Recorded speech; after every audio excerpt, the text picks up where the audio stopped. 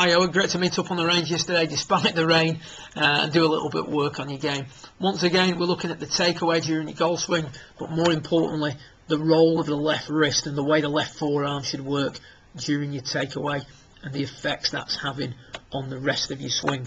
So if we take a little look at it from down the line, first thing that we see with yourself, and we've seen it for some while now, is that this golf club, if I put a line up the shaft there, good setup position, and then from here now the shaft is going to get rolled beneath that line and the hands are going to raise above that line. So there's a rolling of the club face and shaft during the takeaway.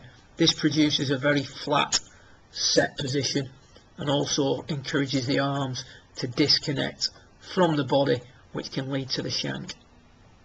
So a lot of roll at that point. If we take a little look at the polar opposite of you, that will be Charlie Wee. Again, similar address position, shaft going through the belt buckle. What we're going to see is much less face rotation and the club, if anything, staying beneath the shaft line for longer. Much less roll on the club face. Arms staying in and connected to the body, and as a result, a much steeper setting of the golf club. So to go from where we currently are to where we would like you to be, we have to feel like Charlie Wee looks here. So we've got to get the arms in, we've got to encourage the left wrist to cock a little bit earlier, and certainly we've got to discourage the left forearm from rotating quite as quick. So during the takeaway, the left forearm will rotate a little bit, but the wrist must be cocking to offset that move and set the club on playing better. So we take a little look at the routine that we've given you. We've talked here about taking the club back. As you can see, much better move. No forearm rotation in that left side. Almost trying to do the opposite. If you had a sort of, one of the things we talked about was a dot on the far side of your left forearm there. Try and keep it hidden from my camera for as long as possible.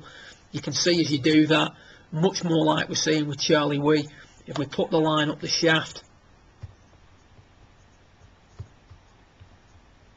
watch the way this club works back up that line. Massive improvement.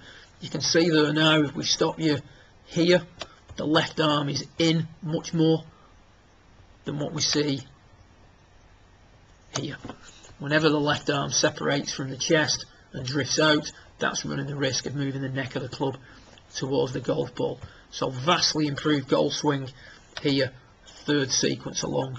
Good position at the top, much more online rather than what we see here, which is shorter, not as much freedom in the left arm, and in turn does get, with a longer club, very much across the line.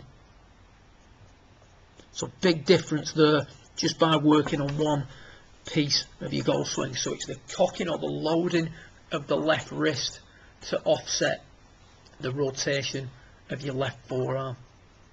Various ways of doing it. I think the one that tended to work best for you was trying to imagine that spot or that badge on your sweater sleeve staying pointed at your target for longer. That gets the hands working in, that encourages the wrist to set earlier, and certainly gets the club on a much steeper angle halfway back. So when we're improving this, and I've no doubt we'll video you when we go up to Scotland, rather than seeing this position halfway back, we want to see more this position like we see with Charlie Wee. That's a super move that you're making there during your golf swing. If we take a little look at it then with the ball in front of you, it's sort of a cross between the two. It doesn't work in as much as it did before on the rehearsal.